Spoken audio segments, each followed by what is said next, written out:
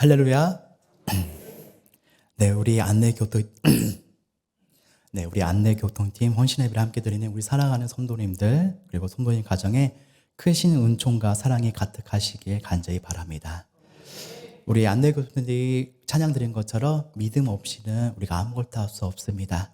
우리 마음속에 우리 믿음이 가득 차져서 늘 주님만을 의지하며 살아가는 저와 여러분들이 되시기 바라겠습니다. 아울러 헌신예배를 통해 다시금 우리 헌신을 다지하며 주님께 받은 사명의 옷깃을 나미는 우리 안내교통팀 믿음의 승리자가 되시기를 주님의 이름으로 간절히 축원드립니다. 사랑하는 성도 여러분, 예배는 보는 것이 아니라 무엇일까요? 맞습니다. 당당하게 얘기하셔야죠. 이게 뭐지 않고요. 드리는 것입니다. 그래서 와서 보고 듣고 구경하다가 가는 것이 아니라 내가 부르는 찬양에 진심을 담고 내가 드리는 기도에 전심을 다하고 오늘 말씀을 통해 살아계신 주님을 만나고 돌아가는 것이 그것이 진정한 예배인 줄 믿습니다. 바라옵기는 오늘 안내교통팀 헌신예배가 주님을 만나는 귀한 시간이 되시기를 주님의 이름으로 간절히 바랍니다. 우리 옆에 계신 분들을 한번 보시기 바랍니다. 인사하고 한 말이 없는데요. 옆에 계신 얼굴 바라보면서 이렇게 말씀을 주시면 좋겠습니다. 당신의 얼굴이 해같이 빛납니다. 네, 우리 앞뒤로 한번 더 연사할까요? 앞뒤로 당신의 얼굴이 해같이 빛납니다. 여러분 모두가 해같이 빛날 줄 믿으시기 바랍니다. 아멘. 네, 사도 바울은요, 예수님을 만나기 전 세상적인 학문과 막강한 지혜를 가지고 잔인하리만치 예수님을 믿는 사람들을 핍박했습니다. 그러나 담에석 도상에서 주님을 만나 바울은 그의 삶이 완전히 바뀌고 말았습니다. 자신의 인생을 송두리째 드리고 오직 주님만을 위해서 살았습니다. 수많은 핍박과 환난을 겪으면서까지 지칠 줄 모르고 복음 전파에 최선을 다하며 기쁨으로 헌신을 했습니다. 그렇다면 성도 여러분, 어떻게 하면 우리도 바울처럼 기쁨으로 헌신을 할 수 있을까요? 행복한 헌신자는 과연 어떤 사람일까요? 오늘 본문 말씀을 통해서 은혜를 나누고자 합니다. 사도 바울은 자신의 기쁨과 역할에 대해 말할 수 없는 그 감격 고백을 쏟아내고 있습니다. 이 짧은 구절 안에 바울은 자신이 얼마나 행복한 헌신자인지를 나타내는 모든 고백을 담고 있습니다. 부름을 받고 난 후 바울의 생애를 살펴보면 하나님을 향해 오직 감사와 기쁨과 감격의 고백으로 넘쳐나고 있음을 보게 됩니다.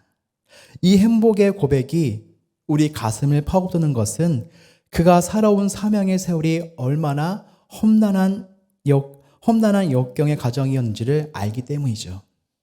바울이 헌신자로서 행복을 고백하는 것은 결코 환경이나 여건 상황에 오는 것이 아님을 우리는 알 수 있습니다. 이 행복한 헌신의 비밀은 바울 개인의 성격적 특성 때문에 오는 것이 아님은 우리는 빌립보 교회에 보낸 그의 편지를 통해서 알 수가 있습니다.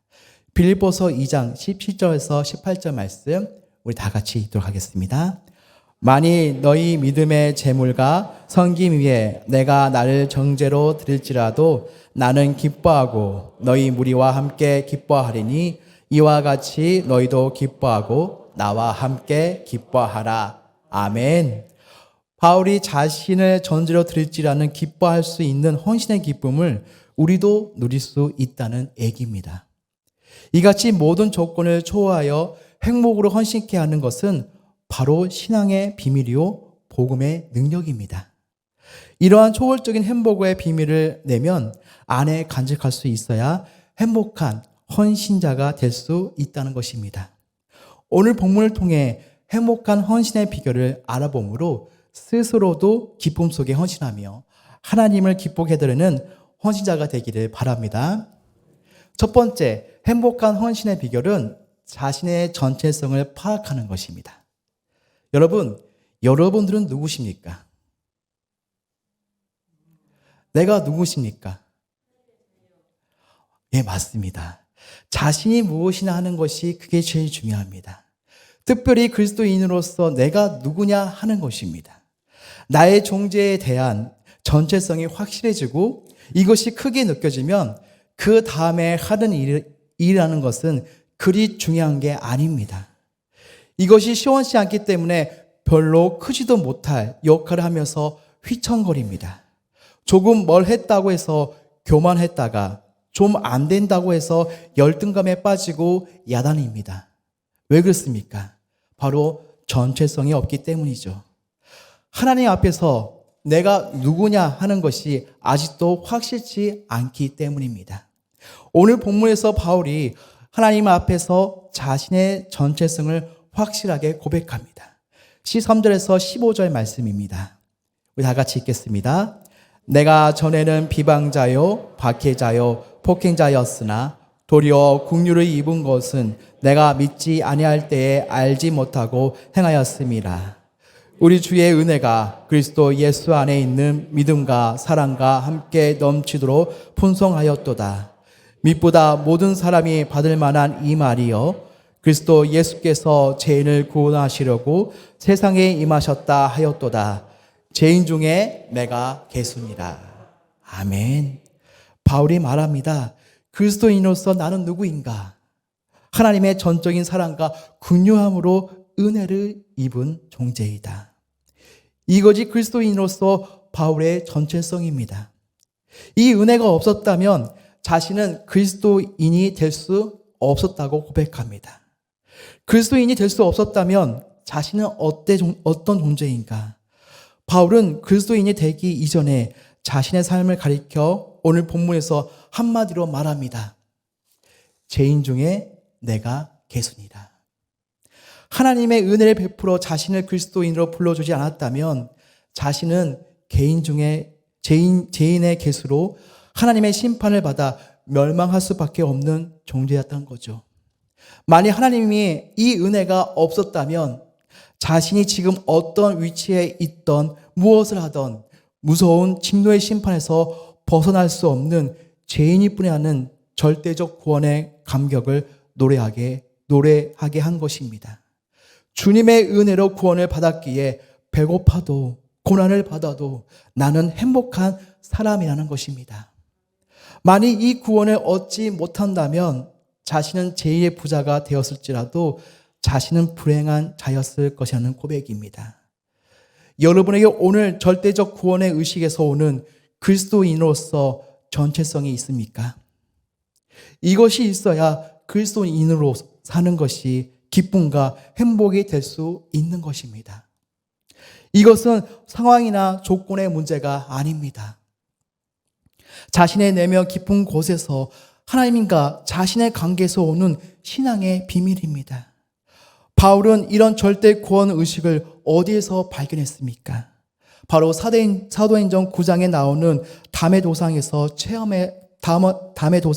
체험입니다. 담에서 도상 이전에 바울은 어떤 사람이었습니까? 그는 베냐민 지파의 정통 가문에 태어난 유대인 중에 유대인입니다. 혈통과 가문이 대단합니다. 또한 나면서 로마의 시민권을 가진 신분적 특권층입니다. 가마리의 문화의 수석 제자이니 지식 또한 대단합니다. 뿐만 아니라 바리새파에 속한 사람으로 산헤드린 고인 중 한 사람입니다. 명예도 가졌습니다. 그리고 당시 세계적 권영어인 헬라어에 능통한 사람이니 능력 또한 뛰어났습니다. 이쯤 되고 보니 자기에 대한 의가 대단할 수밖에 없습니다. 이런 사람에게 하나님의 은혜에 대한 의식이 있을 수가 있겠습니까? 늘 자기 의가 앞섭니다. 그러니 감사가 있을 수 없습니다. 자신이 이렇게 된 것이 자신의 가문과 자기 노력과 능력 때문이라고 생각하니 무슨 감사가 있겠습니까?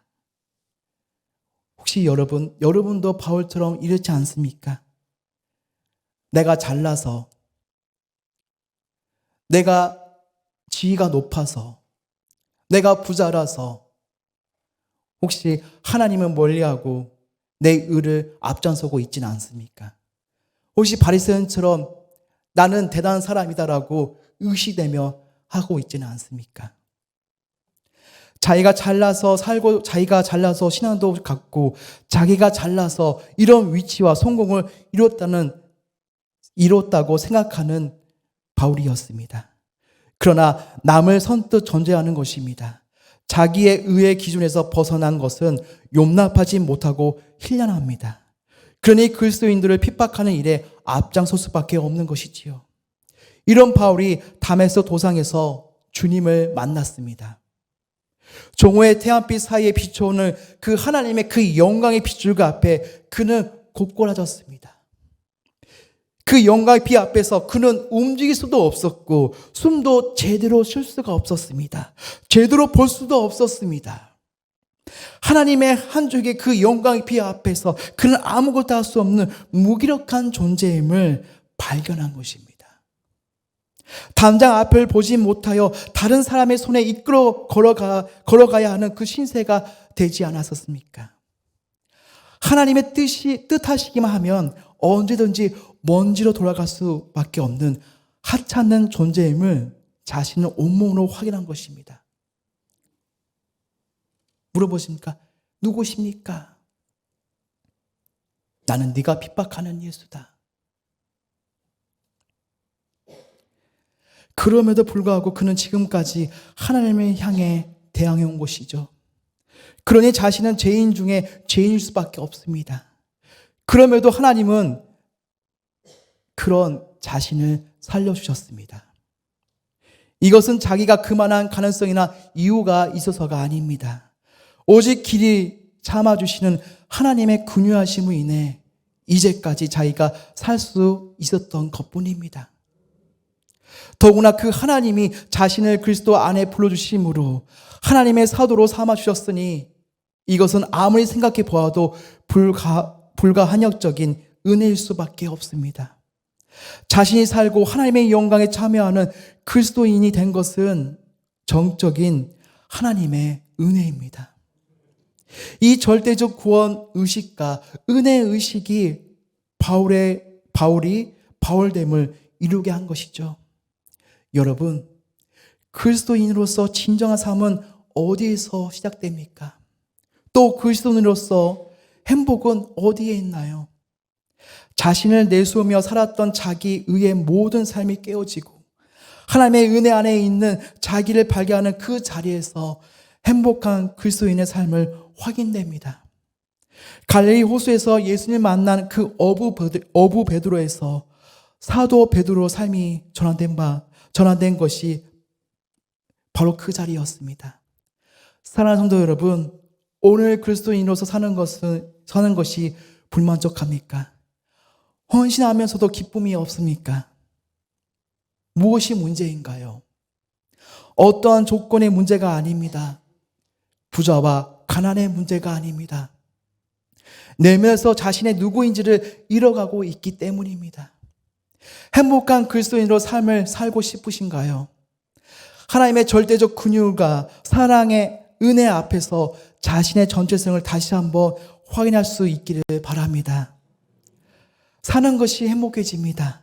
헌신이 기뻐집니다. 행복한 자가 헌신자가 될 수 있습니다. 여러분은 누굴 거라고요? 하나님의 것입니다. 저는요, 대신만과 우리 구역자 모임 때 제가 늘 이렇게 말합니다. 여러분들은 누굴 거라고요? 하나님의 거요. 왜 하나님의 겁니까? 하나님께서 말씀하지 않습니까? 내가 너를 지명하여 너를 불렀나니 너는 내 것이라. 여러분들은 하나님의 것입니다. 여러분들은 하나님의 것입니다.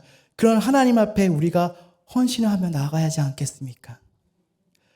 여러분들은 하나님 안에서 아주 귀한 복된 주님의 자녀라는 사실을 기억하시길 바랍니다.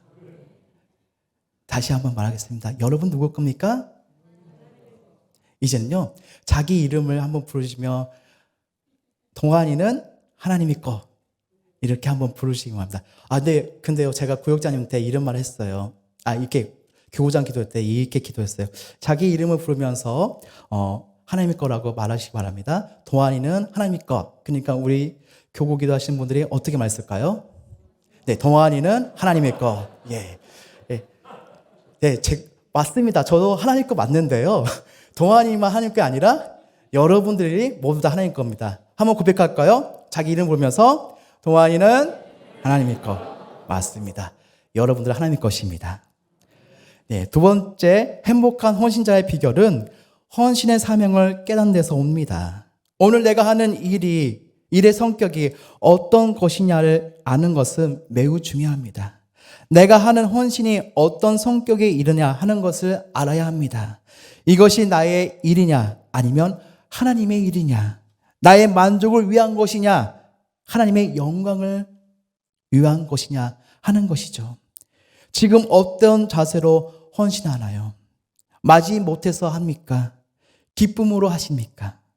대수롭지 않게 여기십니까? 아주 중요성을 가지고 하십니까? 그러한 태도를 결정하는 요소는 자신 안에서 이를 바라보는 가치관에 달려 있습니다. 그리스도인에게 맡겨진 일 헌신의 성격을 안다면 그 태도는 달라집니다. 헌신이란 사명입니다. 여기에 헌신의 의미와 중요성이 있습니다.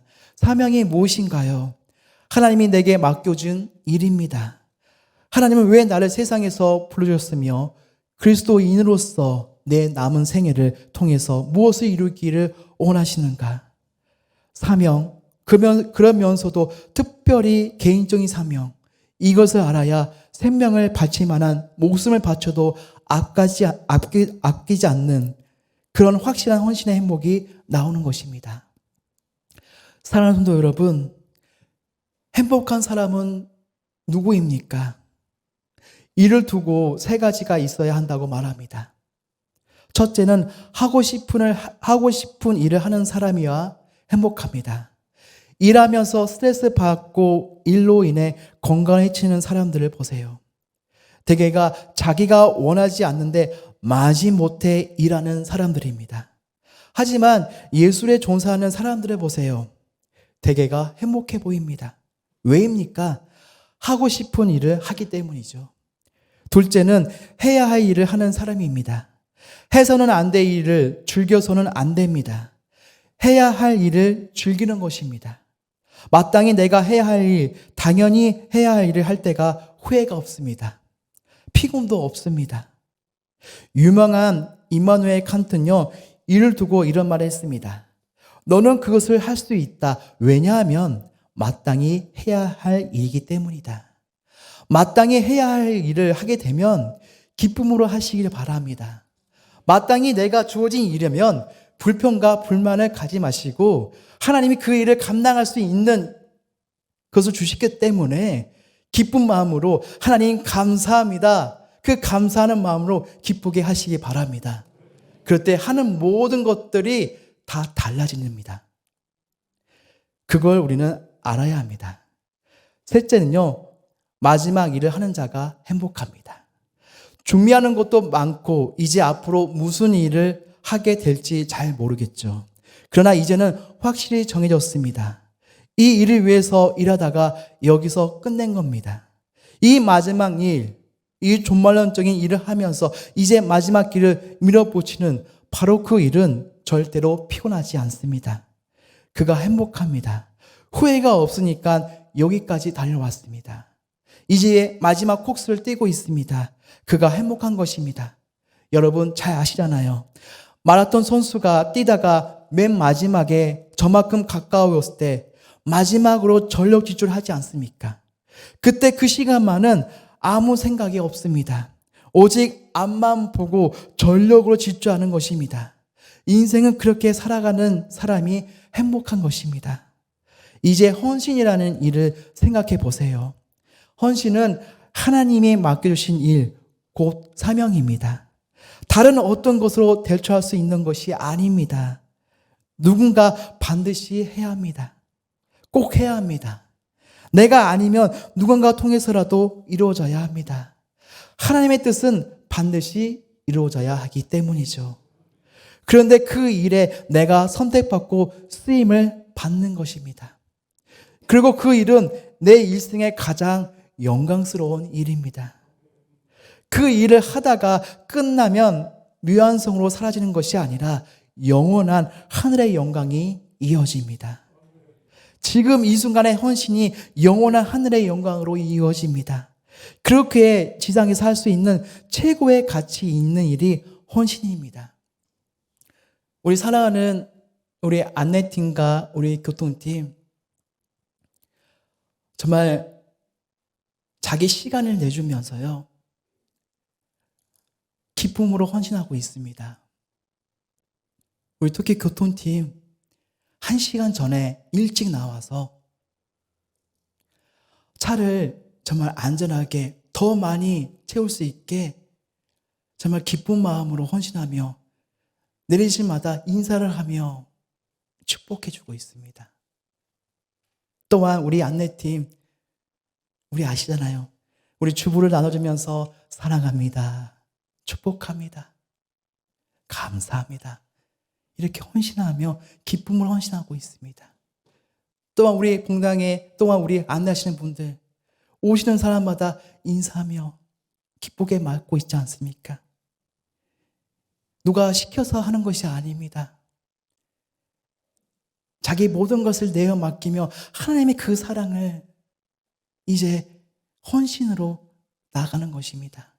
여러분, 우리도 그 헌신을 할 수 있습니다. 스테반은 돌에 맞아 죽어가면서 자신에게 맡겨진 그 사명, 복음 전파에 헌신합니다. 그 순간 하늘문이 열리고 예수님의 보좌에서 일어나 그를 맞이하는 영광이 전개됩니다. 이것이 헌신입니다. 우리 안내팀, 교통팀들이 하는 모든 것이 바로 헌신입니다.